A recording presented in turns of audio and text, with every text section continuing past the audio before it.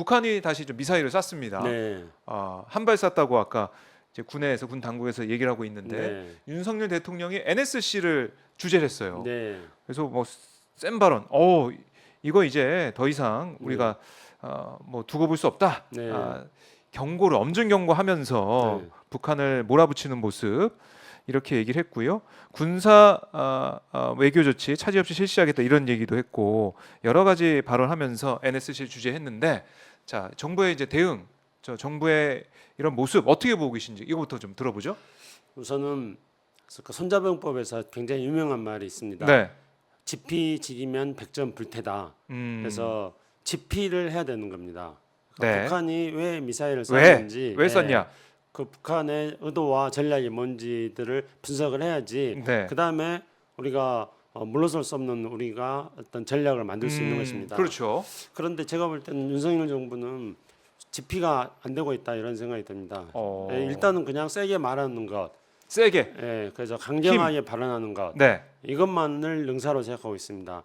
근데 이거는 거듭 말씀드리지만은 전략적으로 본다면 하수입니다. 하수다. 항상 강경책만 쓰는 것은 하수입니다. 네. 그거는 늘 늑대 소년의 이야기가 되어버릴 것입니다. 네. 양치기 소년. 그렇지, 양치기 소년의 네. 이야기가 되어버릴 것입니다. 강경책만 늘 구사한다면은요. 그러니까 그러면은 강경책이 능사가 아니면은 늘 온건책을 써야 되느냐? 또 그것도 아닙니다. 밀당을 해야겠죠, 밀당. 그렇죠. 네. 그러니까 연애할 때 강경책과 쓰듯. 온건책을 언제 배합해서 쓰는지, 때로는 강경책을 써야 되고 때로는 온건책을 써야 되고 때로는 뭐 두 가지를 다 쓰는 그런 전술도 구사할 수 있는 거고. 네. 이렇게 강경책, 온건책을 적절히 섞어서 쓰고 그다음에 그런 어떤 대안에는 강경책, 온건책, 강원 두 가지만 있는 게 아닙니다. 네. 강원 사이에도 5가지가 있을 수가 있습니다. 강원 사이에 5가지나 있다고요? 그렇죠. 강약, 중강약 뭐 이런 거 있지 않습니까? 그런 식으로? 예. 그래서 그런 다양한 전술을 구사할 수 있어야 됩니다. 네. 그래야 이제 유능한 안보 전략이 된다고 생각합니다. 그런데 무조건 강경책만 쓰는 건 하수입니다. 무조건 온건책만 쓰는 것도 하수이고요. 하수다. 그렇기 때문에 지피를 잘 하고 네. 지피를 잘 한 것에 바탕을 둬서 어떤 정책을 구사할 것인가. 그게 중요하다. 강경책을 쓸 건가, 네. 중강약을 쓸 건가, 중강강을 할 건가, 어려워요, 온건을 쓸 어려워요. 건가. 그렇죠, 어렵죠. 그런데 바로 이 강경책만 쓰는 게 하수인 것은 네. 그냥 너무 쉽잖아요. 항상 말만 세게 하면 되고 강경하기만 하면 되니까. 그러니까 이거는 전략이라고 할 수 없습니다. 전략이라고 볼 수 없는 네. 하수의 모습을 보이고 있다라는 건데 사실 오늘 이 북한의 미사일 발사, 네. 이 도발이라고 지금 많이 표현을 하고 있는데요. 북한에 경고가 있었잖아요. 네. 김여정 부부장의 경고 담화를 보면 이렇게 얘기했습니다. 미군의 이 상공 정찰 비행 이걸 네. 문제 삼아 가지고 매우 위태로운 비행을 경험하게 될 거다 이런 얘기도 했었고 충격적인 사건이 발생할 거다. 그러니까 이걸 두고 뭐 격추할 수 있는 거 아니냐? 네. 이제 북한이 강하게 좀 나가고 있다라는 그 얘기가 나오는가 동시에 오늘 미사일 발사를 했어요. 계속해서 이 긴장감이 이렇게 고조되고 있는 상황이네요. 정세는 계속 지금 긴장이 고조되고 네. 있습니다. 그렇지만 저는 북한이 이번에 발사한 게 지금까지 현재 확인한 것은 ICBM을 공학 발사한 겁니다. 네. 그러니까 ICBM이라는 것은 장거리 미사일이지 않습니까? 장거리. 북한이 3월달에 발사한 네. 화성 18호는 15,000km 정도까지 날아가는 것인데 그런데 실제로는 이제 고각으로 공중으로 높이 쐈기 때문에 6,000km 이상 날아가고 실제 뭐 한 떨어지는 3,000km 것은 거리가 얼마 안 되죠. 그렇죠. 그래서 북한이 ICBM은 대기권 밖으로 높이 올라갔다가 네. 다시 대기권으로 재진입해서 원하는 어떤 타켓, 원하는 목적지에 도달하는 그렇게 네. 하기 위한 것을 재진입 기술이라고 합니다. 대기권에 다시 들어오는. 이 재진입 기술은 현재 북한이 실험을 하지 않았습니다. 그건 저는 뭐 아직까지 확보되지는 않았을 거다 이렇게 생각하고 있습니다. 네. 그래서 북한이 이번에 이제 ICBM을 쐈는데, 그러니까 ICBM은 그런 장거리 전략 무기인 겁니다. 그러면 이 ICBM을 북한이 발사한 거는 지금 현재 북한의 미군하고 지금 김여정이 담화에서 나오는 것처럼 네. 북한의 경제수역 상공에 미군 정찰기가 북한 말대로 침투했다. 여기에 대해 대응하겠다. 그 대응하고는 안 맞는 대응인 거죠. 네. 그러니까 북한이, 대응하려면 어떻게 했어야 됩니까? 북한이 대응을 하려면은 네.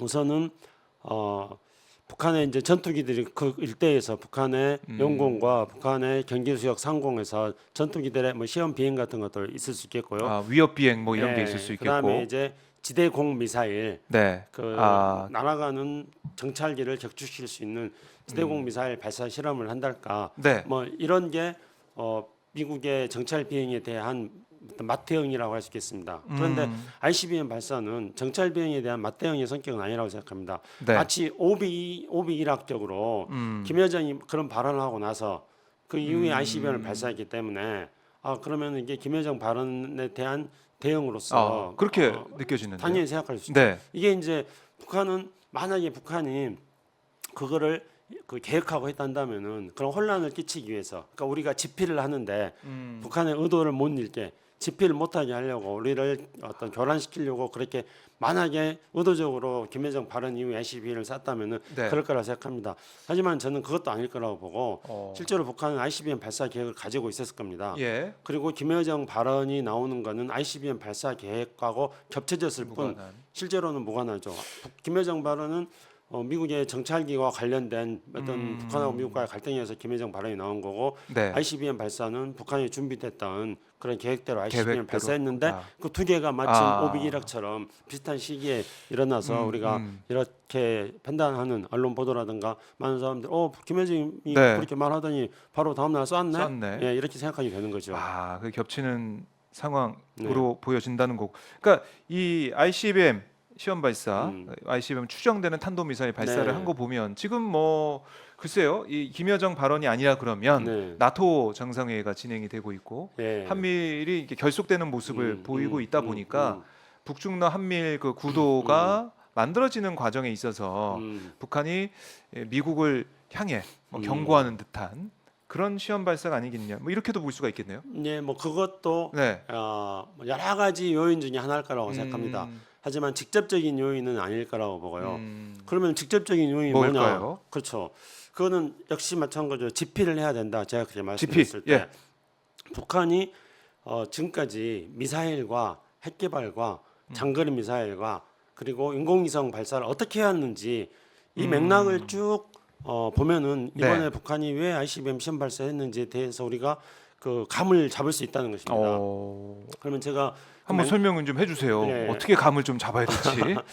우선은 북한의 미사일 기술, 그 다음에 북한의 위성 발사, 네. 그다음에 북한의 핵실험, 그다음에 북한의 장거리 미사일, 네. 이 관계를 알아야 됩니다. 그래서 이건 서로 다 밀접하게 연관이 되어 있습니다. 예. 그러면 북한은 70년대 중반부터 이집트로부터 그 단거리 미사일, 노동 스커드, 그러니까 소련제 스커드 미사일 네. 개발 기술 스커드 미사일을 전수받습니다. 많이 들어본 단어예요. 스커드 미사일. 예전에 많이 나왔죠. 예전에 많이 들었어요. 북한이 우리를 위협하는 그런 네. 미사일, 스커드 미사일. 그런데 그때 이제 북한이 이집트로부터 그걸 받았던 거는 이집트하고 이스라엘하고 전투를 할 때 그럴 때 북한의 공군이 가서 전투에 지원을 했었습니다. 그래서 그거에 대해서 사다트라든가 무바라크가 당시 공군 사령관이었습니다. 나중에 이집트의 사다트의 뒤를 대통령이 됐던 네. 그 무바라크라든가 사다트 당시 대통령이 북한의 지원에 대해서 매우 고맙게 생각했습니다. 예. 그렇게 해가지고 소련제 스커드 미사일 기술을 북한에 제공해 줬습니다. 그래서 북한이 그 소련제 스커드 미사일을 가지고 네. 북한식으로 노동 미사일을 만들기 시작한 겁니다. 그게 이제 북한의 미사일 기술이 최초로 북한이 이제 확보를 하게 된 거네요. 그렇죠. 미사일 그렇게 기술을. 됐습니다. 그리고 나서 이제 북한이 98년도에 대포동 1호라는 걸 발사를 합니다. 그래서 대포동 1호는 이제 지금까지도 이거는 미사일이다, 우리가 대포동 1호 미사일이다 이렇게 말하는데 사실상 그거는 이제 인공위성이었습니다. 인공위성 발사를 했는데 네. 실패를 했죠. 그러니까 이제 북한은 인공위성 발사를 해서 그 위성이 지구 궤도를 돌면서 네. 김일성 장군의 노래를 전파를 계속 지구에 발신하고 있다 이렇게 주장을 했습니다. 네. 하지만 그거는 전혀 그 전파를 지구상에서 수신한 나라가 없었어요. 그래서 실패했다. 이제 사방 국가들은 예.